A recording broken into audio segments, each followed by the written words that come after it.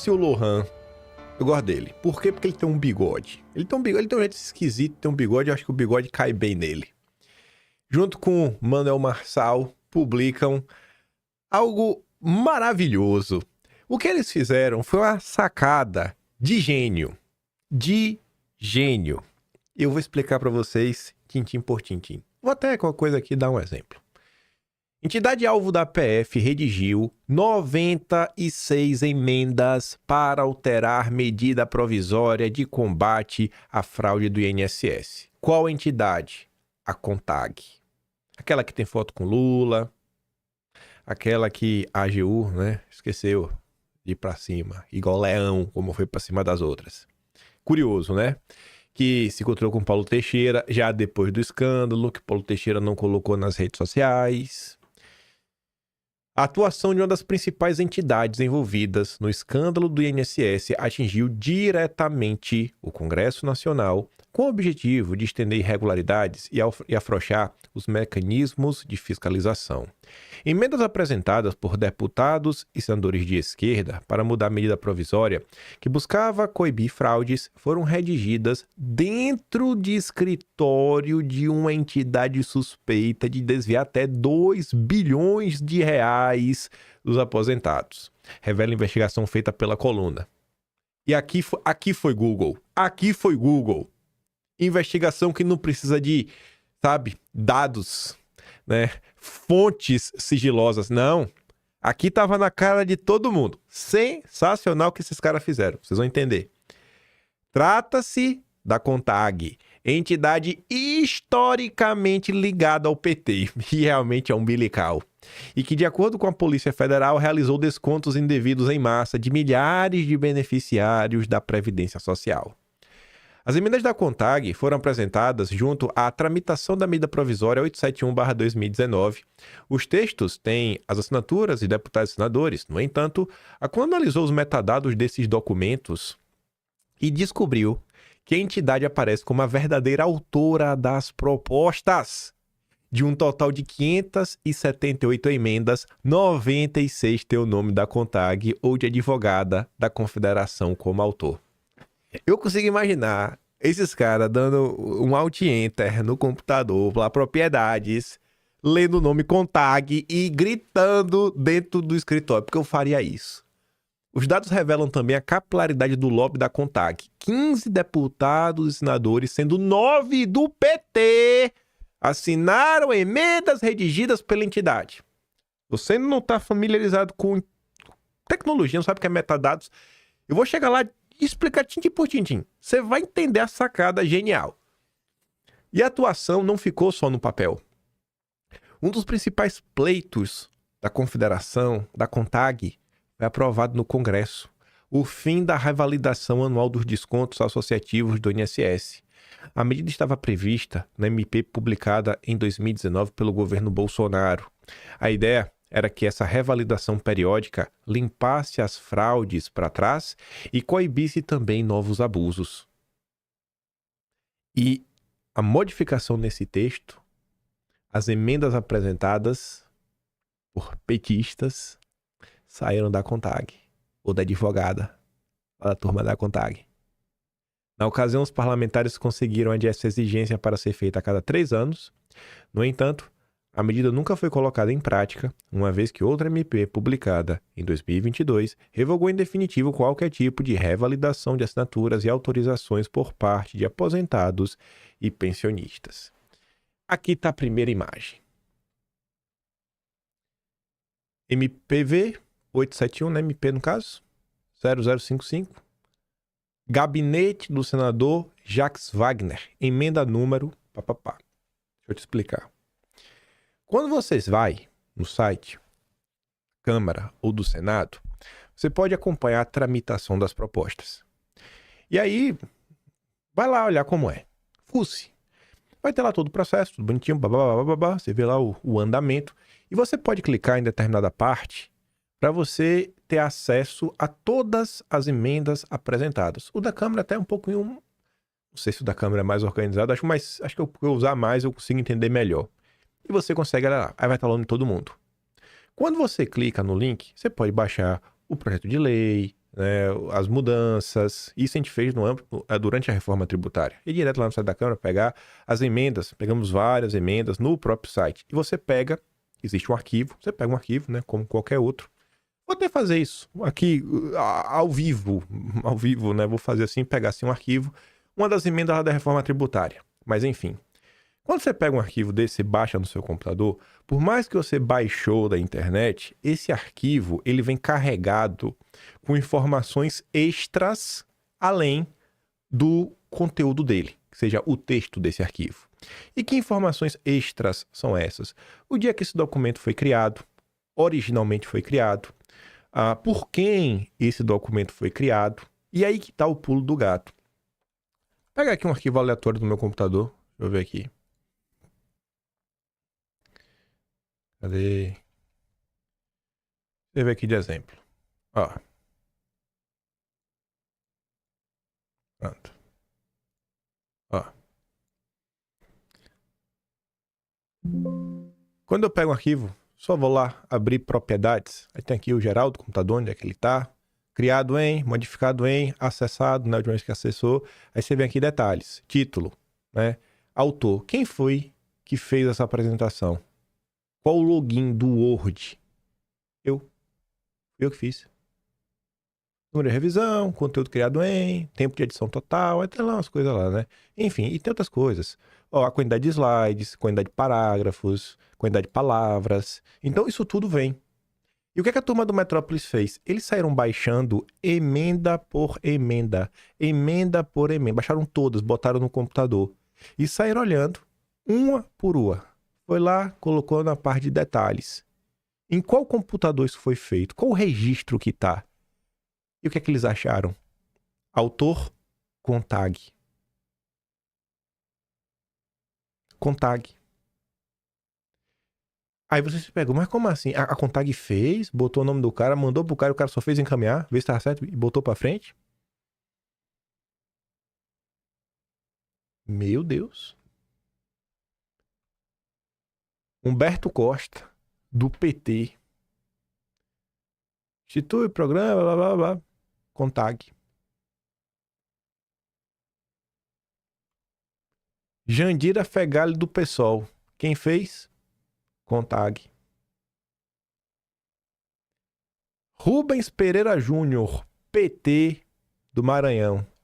Aqui não tá como Contag, tá como Thaís Elislagley Pereira Silva da Paixão, advogada lá da turma da Contag.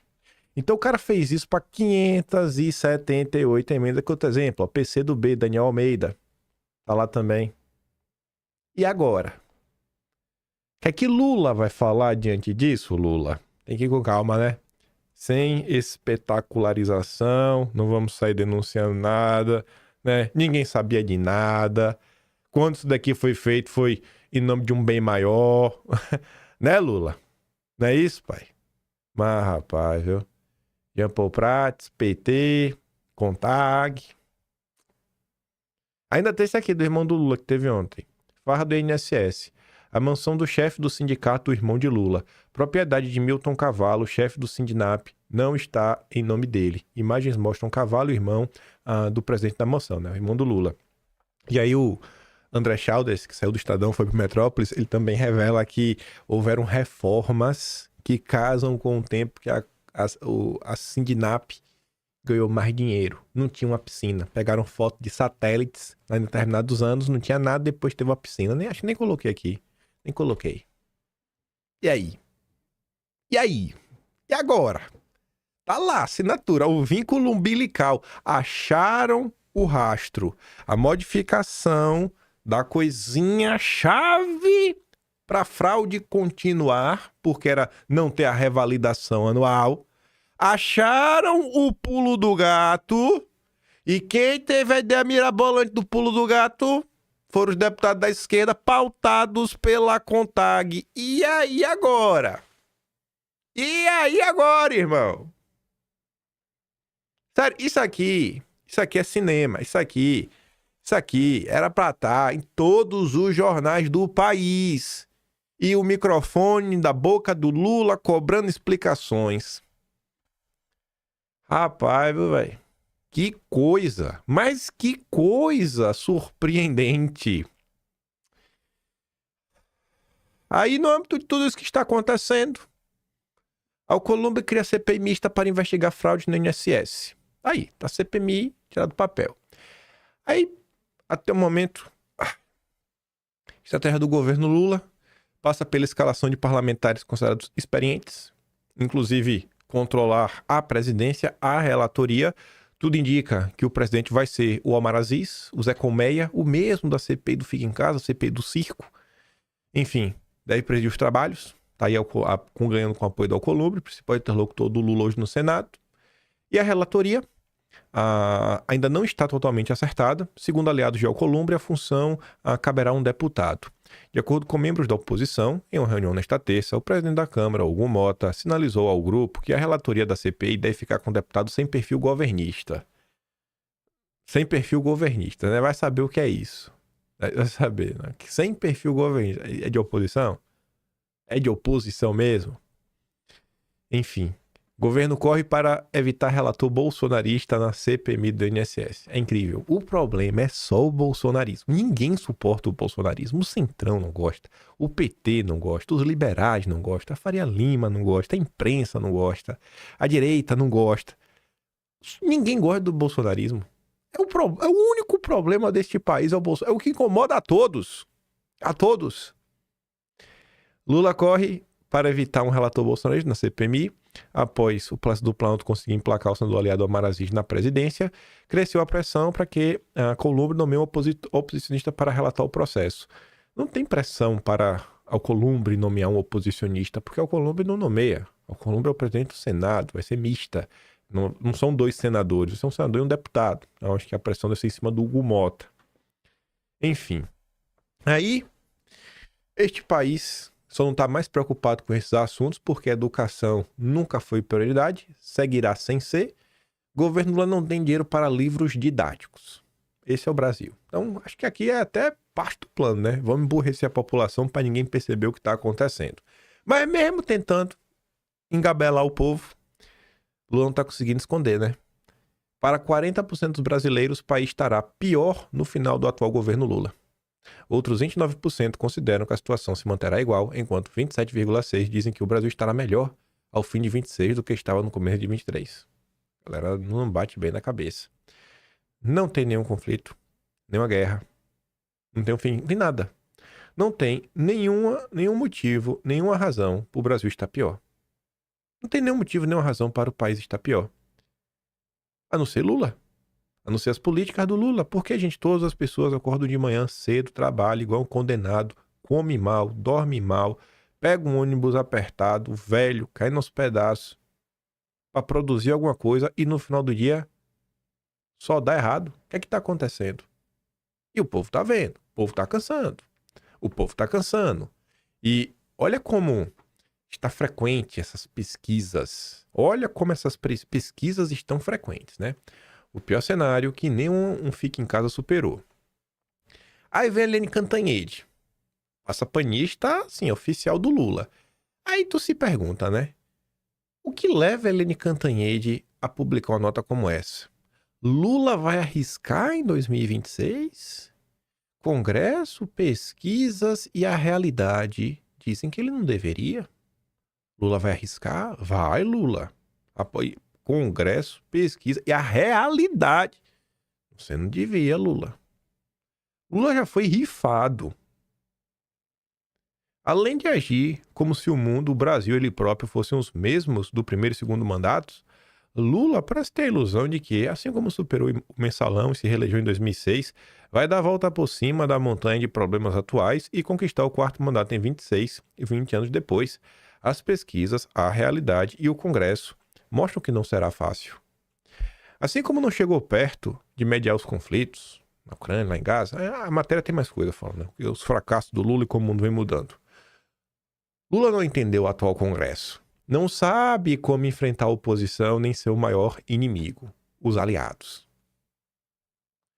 O maior inimigo do Lula são seus aliados? Mas como assim? Seria fácil se o governo estivesse de vento em popa e Lula fosse um timoneiro ágil para levar o barco em segurança até 2026. Mas do jeito que a coisa vai, os aliados desfrutam de ministérios e cargos sem pagar em apoio e, na hora dos votos, pulam para a oposição de armas e emendas nas mãos.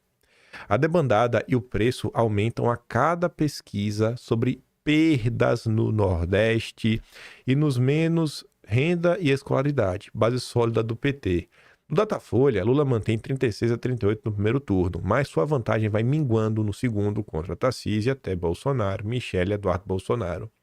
E seus 46% de rejeição projetam a união dos adversários e seus eleitores contra ele na reta final. Lula vai arriscar? Vai. Antes de falar sobre o Congresso, sobre arriscar, Lula está numa situação muito similar do Biden. Esse vídeo aqui tem que dar play para vocês verem. Eu não vou dar play porque eu sempre fico nessa direito autoral. Lulinha, assim, interrompe todo mundo, fica falando sozinho, igual um doidinho, gritando com os outros, porque o fone de ouvido dele não estava funcionando. O Macron até dá risada, parecendo o bobo da corte. Sério, tá feio, sabe? Tá feio, velho. Ninguém aguenta mais. Aí tá ali, ó. Complemento da tradução, Lula interrompe o primeiro do Canadá no G7. Sendo aconteceram de reunião de líderes dos países pertencentes ao G7 com chefes de Estado e nações convidadas, como é o caso do Brasil. Isso aqui é a coincidência, né? Mas de novo botaram Lula pra fora do país. Eu perguntei ontem, eu falei, eu aposto aí, 70% não sabem de Lula tá. Lula não trabalha. Lula não trabalha. Por que Lula foi fazer lá, gente? Aí vai voltar e falar, não, foi atrás de investimentos. Foi tirar férias. Conversa mais. Que trabalhar, pai.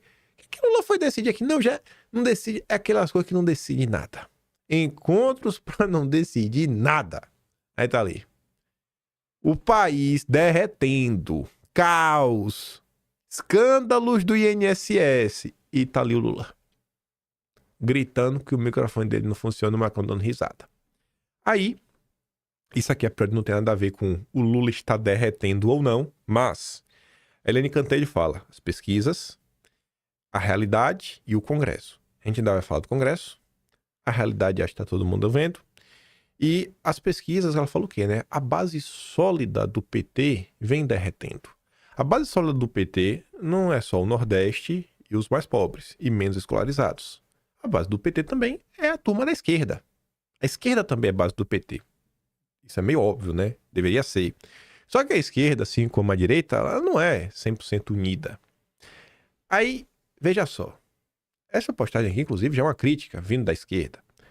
Lula, lá fora, o entreguista mor desse país, diz que aceita ajuda de fora para preservar a Amazônia. Papinho, né, gente? Que mané preservar, gente? Que mané preservar a Amazônia? O Lula preservar. Conversa mole. Lula de aceitar ajuda. Lula defendeu um pagamento por iniciativas ambientais, como a preservação de mata nativa, por exemplo, seja feita por outros países. Essa conversa tem mais de 30, 40 anos e não sai do lugar. É só conversa para ampliar o espaço para interferências internacionais. Aí, até pegando aqui o gancho, só para falar de Eduardo Bolsonaro, o que está acontecendo. Toda aquela turma que vocês conhecem muito bem, hipócritas, que ficam aí dando chilique, distorcendo coisas para falar que o Brasil tem lesa pátria. Licenciamento ambiental. ONGs recorrem a embaixadas. Como assim? Peraí. Você está recorrendo para embaixadas para elas sancionarem o país. Porque é isso aqui que está acontecendo. O Eduardo Bolsonaro está tentando reparar a injustiça da democracia brasileira.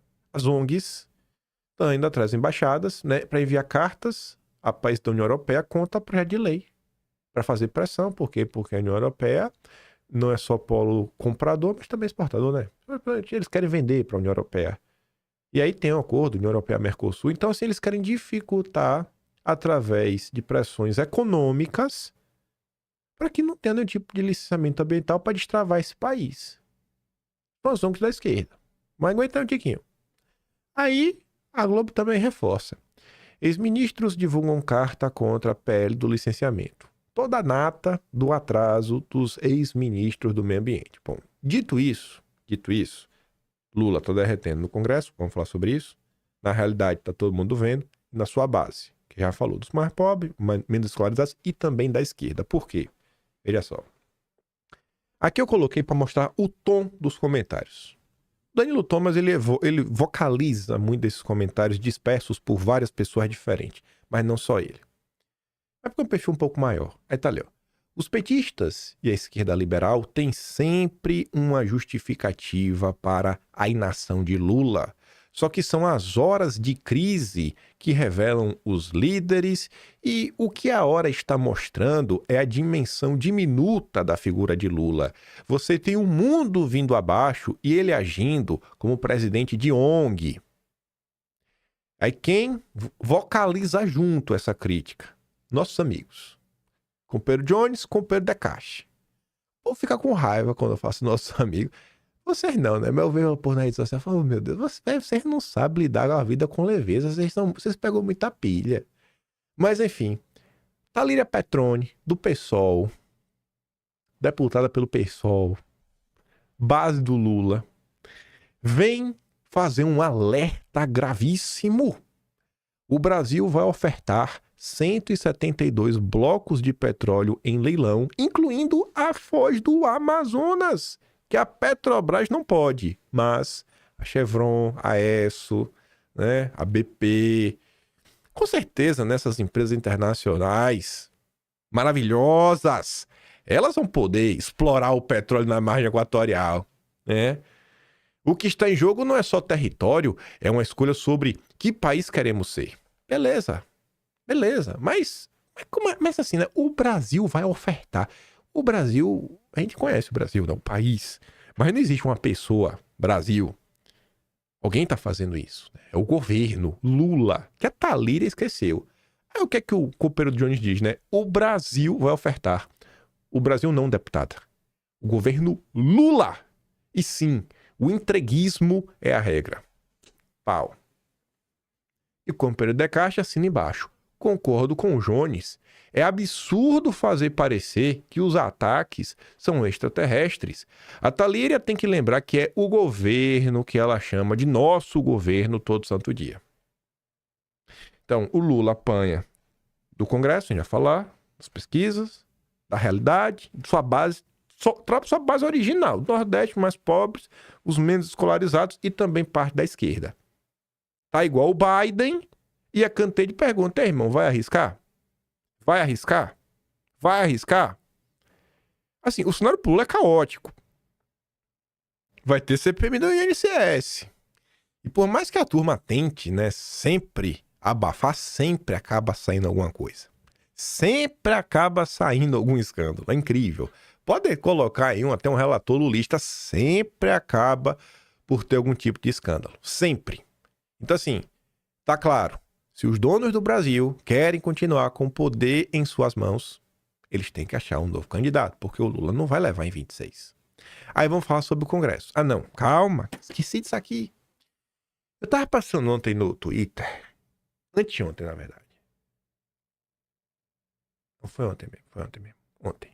E eu vi isso daqui chamou minha atenção, eu salvei, eu mandei pra mim mesmo e fiquei isso aqui salvo. No primeiro momento eu comecei a assistir, no primeiro momento, assim, os 10 primeiros segundos, aí eu fiquei assim, né? Eu falei, rapaz, me parecia que era alguém da direita. Mas depois de 30 segundos eu vi, não, isso aqui não é ninguém da direita, né? Que é o tom do vídeo muda. Mas eu quero mostrar pra vocês o tipo de crítica que Lula já está recebendo da esquerda. O tipo de crítica que Lula já está recebendo da esquerda. Escute só, botar o áudio aqui pra você ouvir. Você vai se ligar em 30 segundos qual parte da esquerda que tá batendo no Lula. O pacto silencioso do PT com os donos do Brasil. O que eu vou te contar agora, tu não vai ouvir na Globo nem na Folha, mas é a chave para entender por que o Brasil continua. Tu não vai ouvir nem na Globo nem na Folha. Aí eu falei, ó, deve ser bolsonarista, né?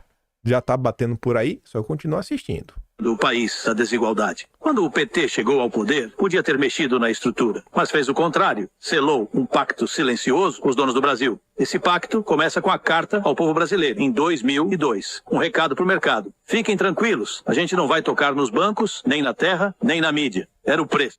Era o preço. Aí eu vi essa imagem, né? Falei, ó, é o Lula com o PT, uns homens ali de terno e gravata, e ó, a Globo, Congresso, e aqui eu não sei o que é, né? Você vê, rapaz, batendo na relação do Lula com a Globo. Aí até aqui, 26 segundos, Talvez foi alguém de direita que fez esse vídeo, né? Mas por conhecer o Marcelo, eu fiquei meio assim também, né? Mas vamos lá. Para poder sentar na cadeira de presidente. E o que veio depois? Os bancos seguiram lucrando como nunca. O agronegócio recebeu incentivos recordes. A grande mídia, a mesma que vive atacando o povo, nunca foi enfrentada de verdade. Agora olha a diferença. Aí. Brizola sempre alertou o povo. Dizia que sem tocar nos interesses dos poderosos, não há transformação real. Foi por isso que ele estatizou empresas estrangeiras no Rio Grande do Sul, criou escolas em tempo integral, defendeu a reforma agrária e a democratização da comunicação. E aqui entra uma parte que pouca gente liga os pontos. As mesmas elites que apoiaram o golpe de 1964 contra João Goulart, que era trabalhista, que queria reformar a estrutura fundiária e limitar lucros de multinacionais. Essas mesmas elites, mais tarde, abriram espaço para o PT governar. Por quê? Porque sabiam que o PT não mexeria nos seus privilégios. A mesma turma lá de trás abriu espaço para o PT. Lula, filho do Golbery, é isso que vocês estão falando? Lula é uma criação do Golbery, é a esquerda do Golbery, que o Golbery criou. Ficou claro, né? Esse vídeo aí vem da ala, esse vídeo específico vem da ala brisolista. Até o nome do perfil depois aparece, é Brizola adoidado, louco, sei lá, um negócio desse aí, né? Brizola bolado, um negócio desse. Enfim, aí você tá vendo, ó. Você tem o Danilo Thomas ali, que estaria na esquerda mais reformista / nacionalista. O Decache e o Jones seguem... O Jones um pouco mais, segue uma linha mais revolucionária mesmo. O Jones é 100% a favor de uma guinada comunista neste país. O Decache, não sei se é no mesmo ponto, mas muito similar também, no mínimo uma revolução socialista. E você tem essa base aqui que dialoga com o cirismo também. Então você tem pelo menos 3 frentes diferentes na esquerda batendo no Lula. Veja o cenário que aguarda o Lula em 2026. E ainda estamos em 2025. Só terminar aqui. Não teme governos que dão esmola. Teme governos que tiram poder. Por isso abraçaram o PT e derrubaram o Jango. Porque um ameaçava os lucros, o outro só administrava a miséria. E olha mais um dado. O PT não reverteu nenhuma grande privatização. Não enfrentou o sistema financeiro. E manteve o Brasil refém dos mesmos monopólios. A verdade é essa. Enquanto os governos se ajoelham diante da elite, o povo continua de pé. Só que na fila do desemprego, do hospital e da humilhação. Mas, companheiro, a história não precisa terminar assim. Cabe a nós acordar, organizar, exigir um novo projeto de país, com soberania, educação de verdade, reforma da terra e coragem de enfrentar os donos do Brasil. Aí, né? Veja só. PT. Apanha de três bolhas diferentes da esquerda, da realidade e do Congresso. União Brasil só espera o timing perfeito para abandonar a base de Lula. Os caras nem escondem mais. Tá tudo, assim, tá claro, como a luz do dia. A boa relação dos ministros indicados pela União Brasil com seus pares na esplanada e com o próprio Lula seria um dos motivos para esse cuidado. Líderes do partido querem evitar que o movimento imponha rusgas entre os auxiliares e o atual chefe, né? Porque eles sabem lá na frente, né? Quem sabe talvez precisem, né? Voltar a serem amigos do Lula. Então, vamos tentar não criar nenhuma grande rusga. Além disso, não quer expor o Alcolumbre, que hoje talvez seja o principal fiador do governo dentro da União. O objetivo é conduzir o assunto de uma forma que o chefe do Legislativo seja preservado, assim como as relações que ele construiu com o Planalto. Aí, junte tudo isso, materializado no Estadão, e aí esse texto não pode ser lido sozinho, tem que ser lido com o texto que vem a seguir, também do Estadão, aí você entende toda a movimentação. Já deu pro Lula. Já deu. A galera só não faz o impeachment hoje porque não faz bem para os planos que estão sendo aí gestados. Falta liderança e sobra oportunismo. A Câmara mostrou ao Lula o tamanho da base com a qual ele pode contar. E a sociedade quem determina de fato os rumos da política nacional. Pelo humilhante placar de 346 votos a 27, a Casa aprovou o regime de urgência para o projeto de decreto legislativo que altera as alíquotas do imposto sobre operações financeiras determinadas pelo governo. Seja qual for o resultado final desse movimento político, uma coisa é certa. Lula da Silva perdeu uma parte substancial de sua capacidade para liderar o país como chefe de Estado. Lula não está mais apto a ser chefe de governo. Não tá mais. Estadão de oposição já tem tempo, né? O Brasil claramente entrou em mais um período de estagnação, evidenciada por esse nítido descompasso entre executivo e legislativo. É possível antever que, de agora até as eleições de 26, pouco ou nada de relevante para o país sairá do Planalto ou avançará no Congresso, pois ambos os poderes, cada um do seu jeito, têm emitido sinais diários de que estão ocupados com tudo menos com o melhor interesse público. Ou seja, o Lula não liga para o Brasil? Lula não liga para o Brasil. A responsabilidade por essa paralisia é, em primeiro lugar, do Lula. No passado, Lula já demonstrou habilidade para construir coalizões e liderar o processo político, mas agora ele se mostra incapaz de organizar minimamente sua base no Congresso e de articular uma agenda que mobilize o país em torno de objetivos comuns. Lula não está mais apto a ser presidente. A bem da verdade, o petista já não tinha um prédio de governo digno do nome quando candidato em 22. Tendo sido eleito, convém recordar, não por ter uma suposta agenda programática, mas porque a maioria dos eleitores não quis correr o risco de mais 4 anos de Bolsonaro. Então relembra, ó. E agora, em 26, Bolsonaro está inelegível. Olha só, né? Então o Lula é descartável. Porque Bolsonaro não está elegível? Olha, rapaz, que coincidência, né, Lula? Foi usado como massa de manobra que é. PT não apita. Quem realmente apita nesse país não é o PT. O PT é o partido de ocasião do sistema. E o sistema vai expelir o PT. Já fez isso uma vez lá atrás e vai fazer de novo. Enquanto Lula se debate para conter crises sucessivas e aumentar a popularidade na base do marketing eleitoreiro, temas fundamentais seguem relegados em segundo plano, como reforma administrativa, regulamentação da reforma tributária, questões centrais como regulação das Big Techs, adaptação do Brasil à nova realidade da inteligência artificial, marcos legais para a nova realidade do trabalho e enfrentamento do crime organizado, tudo isso patina. O resultado concreto é este vácuo de liderança que abre espaço para a consolidação de um modelo político dominado por interesses fisiológicos. Não há saída para a crise política e institucional sem liderança. Não tem liderança porque o Lula não lidera nada. E, por ora, o que se vê em Brasília é a perigosa combinação entre o vazio de comando do executivo e o avanço desmedido de um legislativo que age com os olhos fixados no curto prazo e nas suas próprias conveniências. Ninguém aguenta mais o Lula. Foi rifado pela imprensa também. A boa vontade na imprensa já passa longe do nosso dia a dia. E aí, como eu falei, você não pode ler